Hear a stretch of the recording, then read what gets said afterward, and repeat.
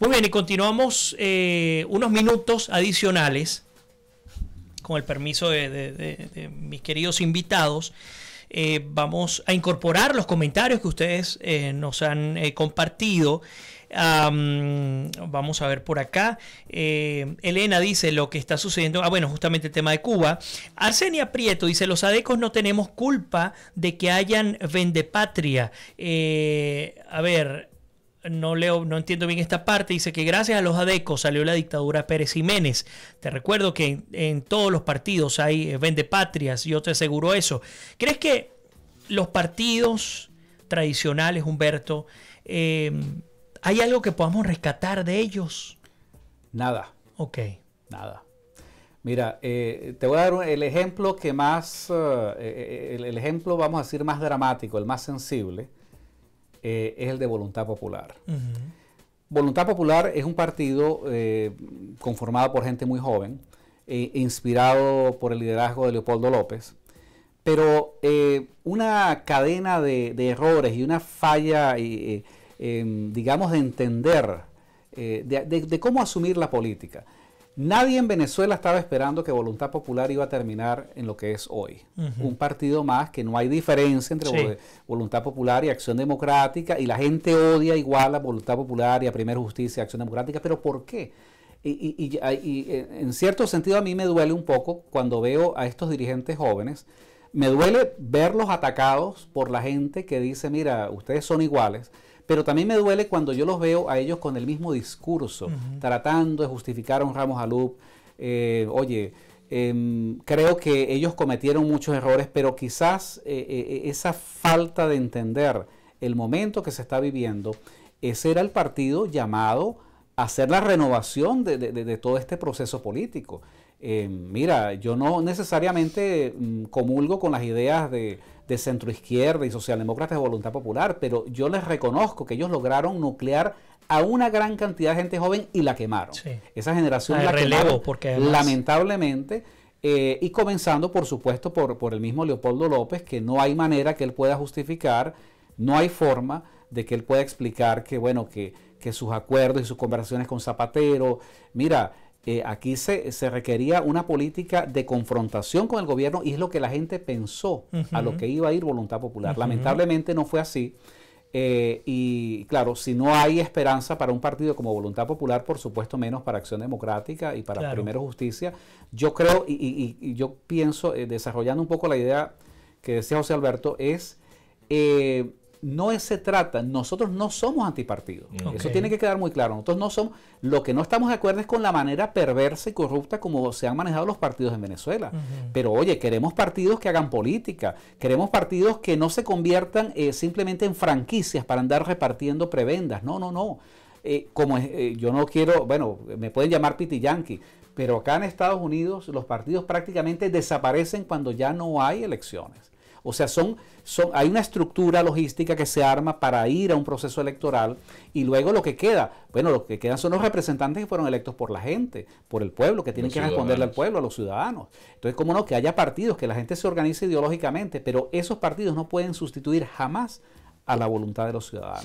Ahora, pero fíjate, hablando justamente del tema de la ideología y de los partidos, Carlos Pérez Delgado te pregunta, o les preguntamos, me gustaría que ambos nos den su opinión: sacar la ideología de la Constitución, no estoy de acuerdo. Cuando una ideología como el comunismo va en contra del Estado de Derecho, no puede aceptarse esa ideología dentro de la Constitución. Aquí lo corrige. ¿La Constitución debe tener ideología?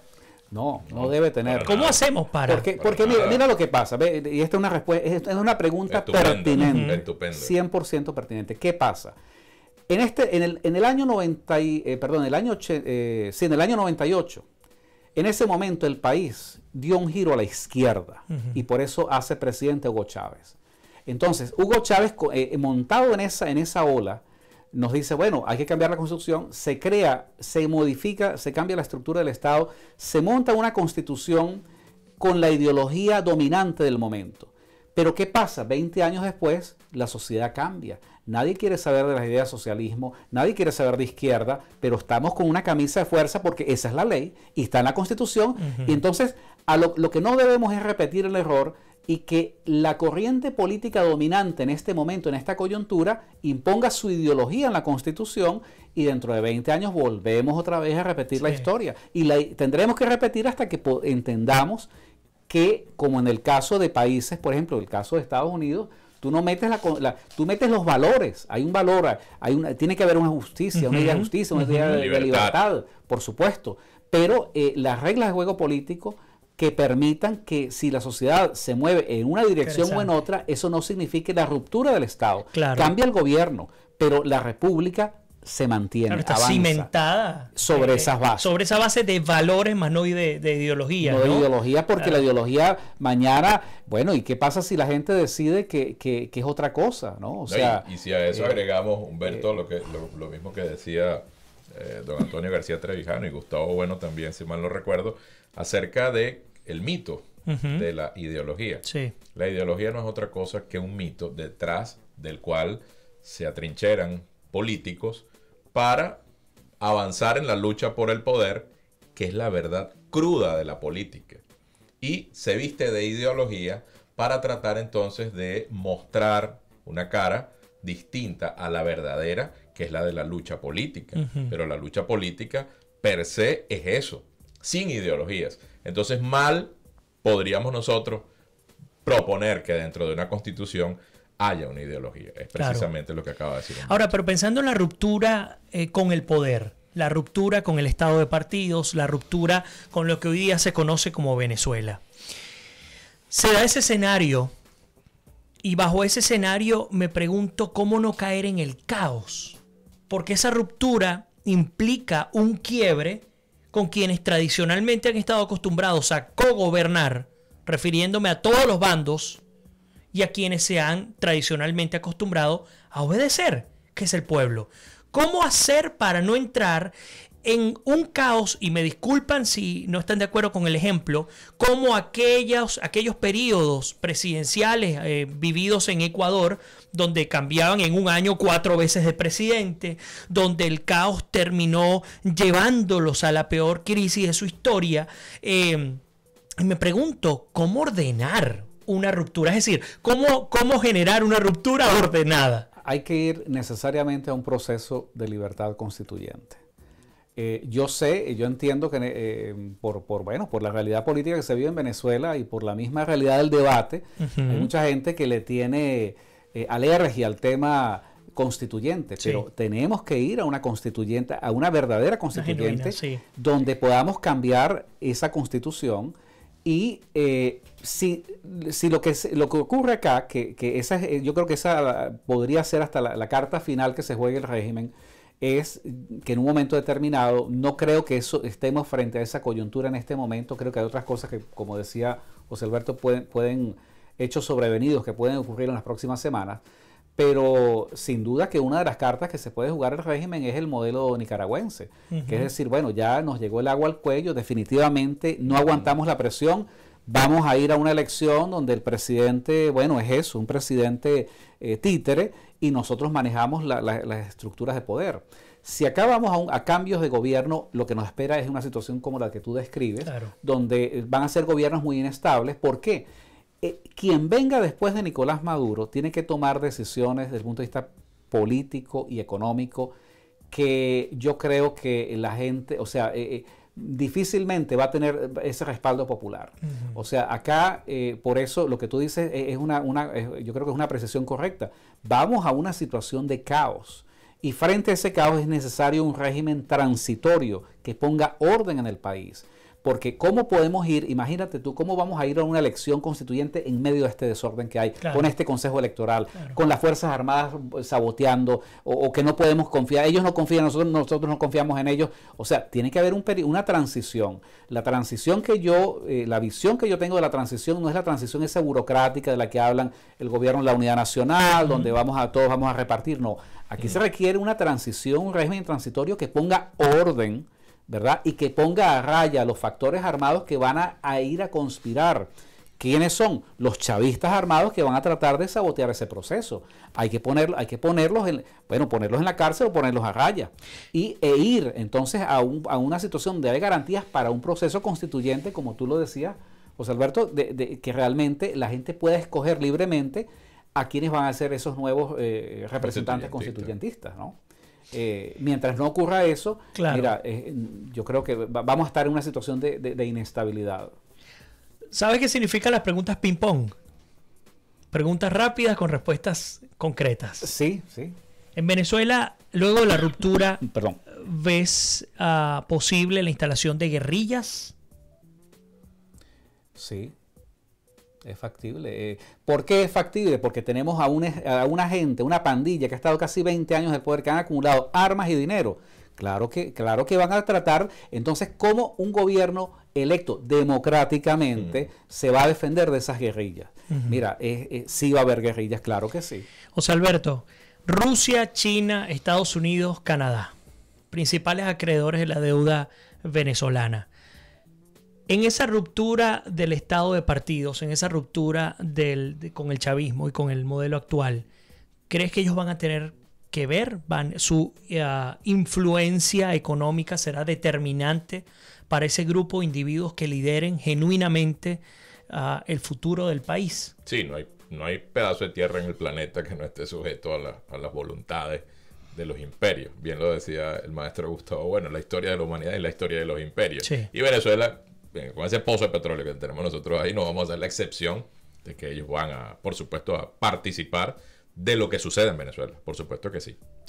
¿Cómo hacer, Humberto, para llegar a tantas personas en Venezuela que no tienen acceso a las redes, que no tienen acceso a los medios de comunicación, que los medios que consumen son medios totalmente arrodillados al régimen actual? ¿Cómo hacer?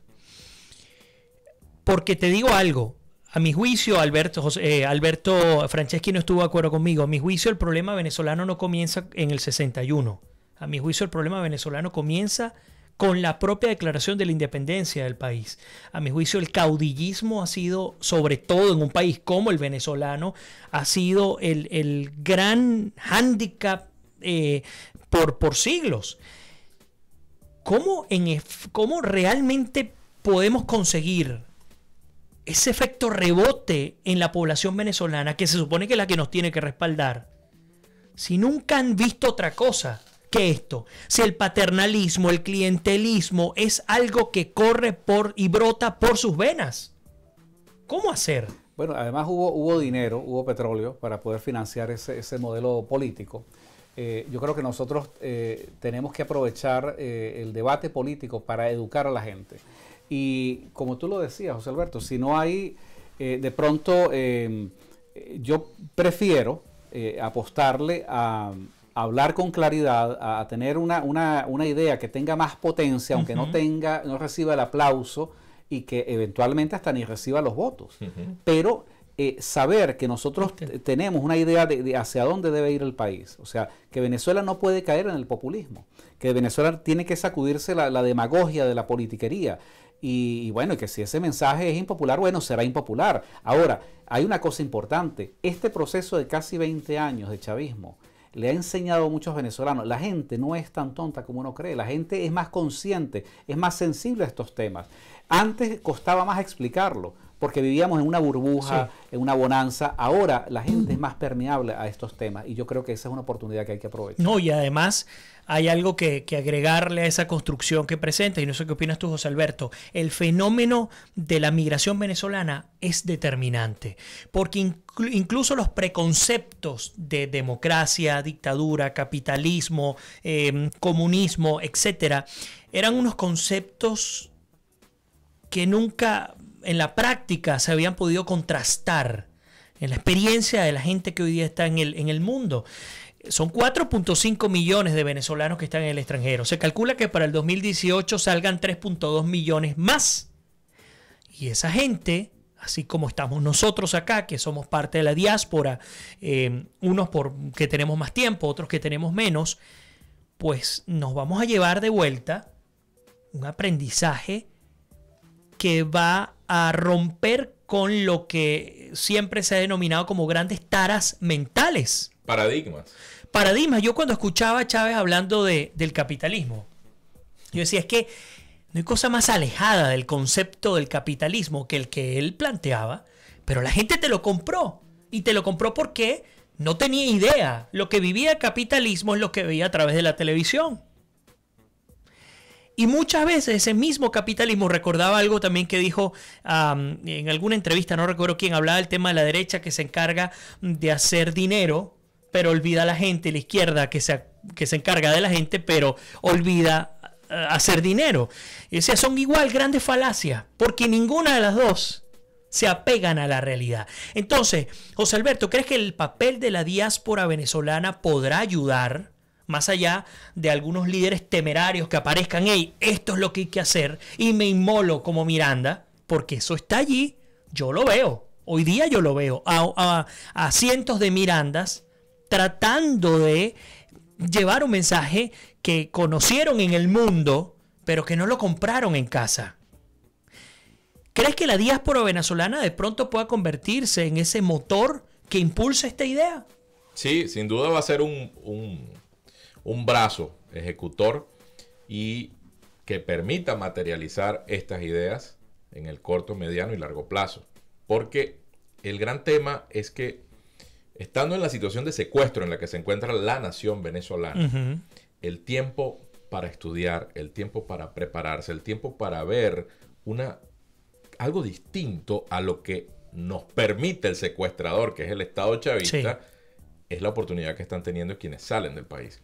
Entonces, esa diferencia va a permitir que se complementen las dos variables, porque el venezolano que está secuestrado tiene una cantidad de activos que no tenemos los que estamos afuera. Claro. Pero también ocurre a la inversa. Sí, se complementan. Entonces, mientras tengamos eso claro, podremos hacer una sinergia de quienes salimos y regresamos al país a poner nuestro grano de arena, a poner nuestra contribución.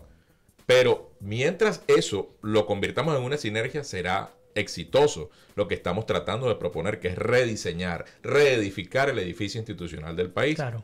Y yo pienso que tiene que haber esa apertura, tanto para quienes estamos afuera como para quienes van a estar allá en suelo patrio y que todavía están sufriendo las privaciones y los rigores de este gobierno ampón. En esa república constitucional, ¿cuál va a ser el papel de los militares? Importante. Esa es la pregunta clave. Los militares tienen que regresar a los cuarteles. Los militares tienen que dejar de hacer política o de hacer politiquería.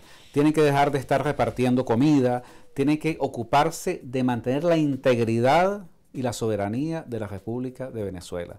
Y necesitamos una Fuerza Armada que esté regulada constitucionalmente, pero además yo me voy a atrever a decir algo más, suponiendo que hacemos todos los cambios y todos los diseños que hay que hacer en esa nueva constitución.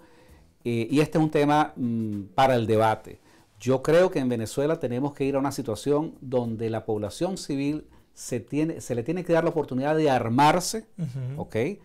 Legalmente, con las restricciones y los requerimientos que sean necesarios para garantizar, por supuesto, la paz ciudadana, pero lo más importante, para que esa población civil armada sea la mejor garantía de que nunca jamás a ningún militar se le va a ocurrir que por el hecho de tener las armas nos va a imponer el chantaje al 80% de los venezolanos. Vuelvo otra vez, a riesgo que me llamen Piti Yankee, pero acá en Estados Unidos a nadie se le ocurre pensar en un golpe de Estado, porque inmediatamente hay 40 millones de personas, por lo menos, que se van a armar en una milicia y que van a defender esa constitución. Bueno, en Venezuela es una falacia cuando dicen, no, pero es que como somos un país de gente de paz, un país pacífico. Mira, en Venezuela la violencia es el imperio de la violencia. Sí, entonces, mira, que la gente se arme, que la gente aprenda a utilizar las armas y que las use cuando sea necesario y en las condiciones, bueno, para deporte, para defensa ciudadana, etcétera.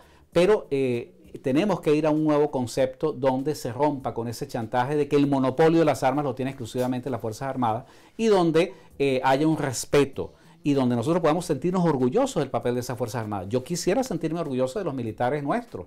No tengo ningún motivo ahorita para sentirme orgulloso de ellos porque, oye, bueno, ese es otro tema, pero, Sí. pero en realidad el papel de las Fuerzas Armadas tiene que ser proteger la integridad y la soberanía de la República, y eso tiene que quedar establecido claramente en esa nueva Constitución. Para ambos, esta pregunta, y con esta quiero que cerremos la edición de hoy.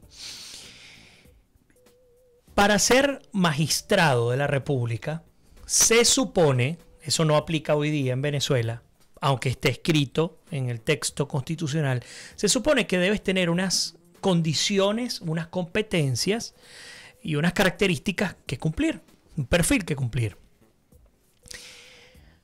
Rompemos con el estado de partidos otra vez, formamos nuestra república constitucional, nos vamos a la Constitución, un grupo de venezolanos están allí construyendo con una verdadera representación del país lo que consideran debe ser Venezuela, porque no es otra cosa que la Constitución es el reflejo de lo que debe ser el país a largo plazo, y me pregunto si dentro de ese cambio deberíamos comenzar a determinar competencias para, no sé si todos, ojalá que fuese para todos, pero la mayoría de los cargos públicos de representación. La mayoría de los cargos públicos incluso por asignación directa. Es decir, un poco lo que ha ocurrido en Canadá. En Canadá, pues el ministro de Transporte tiene competencia en el área, el de salud tiene en el área. Es decir, ¿cómo dejamos atrás también? Porque no solamente el clientelismo, el paternalismo, el populismo, sino también entender lo que significa el ver lo que ocurrió con las grandes familias, hoy día las chavistas, que tienen pues minada la administración central. ¿Esto pudiera ser un elemento a incluir en la Constitución? ¿Creen que tenga importancia o no? Claro, es que yo creo que cuando se trastoca la estructura fundamental de poder, cuando el poder lo tiene el ciudadano y no el partido, entonces vamos a tener, por ejemplo, representantes electos por el pueblo que le van a responder a la gente que les eligió. Vamos a tener jueces, por ejemplo, que tendrán que responder, por supuesto, de un universo de gente calificada que habrá que buscar con algunos aspectos de requisitos para tener realmente la garantía de que los más capaces van a tener esa facultad de administrar justicia.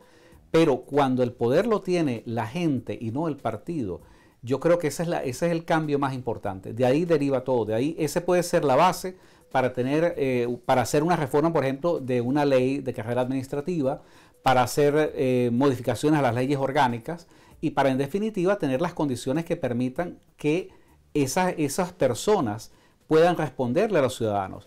Y un factor que es muy importante, lo que tú decías de, bueno, estos 19 años de gobierno chavista, ellos han saqueado el país, militares chavistas y civiles chavistas, y ellos no sienten todavía que ellos tienen que rendirle cuentas a nadie. Sí. Tiene que haber rendición de cuentas y tiene que haber una manera donde hay una responsabilidad personal de ese funcionario. Si ese funcionario falla, políticamente es destituido. Si ese funcionario comete delitos, debe ser enjuiciado y tiene que ir a la cárcel. Y sin ningún tipo de inmunidad y sin ningún tipo de protección, porque para eso es que queremos una separación absoluta de poderes. De poderes. O sea, Alberto. Y finalmente, agregando un poco lo de los partidos políticos, que quisiera más bien irme, porque creo que estuvo suficientemente respondido por Humberto, tu pregunta específica. El ejercicio, como lo decía Humberto ahora, no es porque me llamen Piti Yankee, como bien lo decía Humberto. Lo que quiero decir es, los partidos políticos acá tienen una misión meramente electoral, prácticamente. No es ideologizante y no pretende generar clientelas partidistas después que sus candidatos a cualquier cargo de elección popular fueron señalados, fueron electos. Es decir, ellos van básicamente a responderle a los ciudadanos. Entonces los partidos, en efecto, literalmente desaparecen, dejan que ya los servidores públicos en lo que se convirtieron esas personas electas sirvan a sus ciudadanos. Y lo que tú decías ahora más temprano es muy cierto. ¿Cómo sacar del ADN prácticamente de nuestros ciudadanos venezolanos, caramba, que la renta petrolera es para todos? Sí. O sea, hay una cantidad de paradigmas que hay que romper. Ese cuento de que está mal repartida y pónganme donde hay. es contra lo que hay que luchar. Y que es el país más rico del mundo, ser grande, estar a Son mitad una serie de que paradigmas con los que hay que romper. ¿Va a costar? Sí, pero en algún momento había que comenzar. Así es. En algún momento había que comenzar. Así es, José Alberto. Humberto, gracias por venir. Gracias. Un gran placer tenerles acá en casa. Ustedes también por la paciencia, por incorporar tantos comentarios que seguramente tendremos la oportunidad fuera del aire de leerlos y de revisarlos. Esperamos, por supuesto, que me acompañen. Mañana me voy a sentir muy solo con el programa, nuestra edición número 642. Hoy ha sido un inmenso placer estar acompañado por José Alberto Gil y por Humberto González, a quienes por supuesto a José Alberto todos los martes, y seguro tendremos oportunidad de invitar en otra oportunidad a Humberto para que nos acompañe discutiendo todos estos temas que tanto nos preocupan, pero sobre todo nos ocupan de cara a la reconstrucción de Venezuela. Ustedes, como siempre les digo, que Dios me los bendiga, se les quiere, se me cuidan y nos despedimos. Será hasta mañana.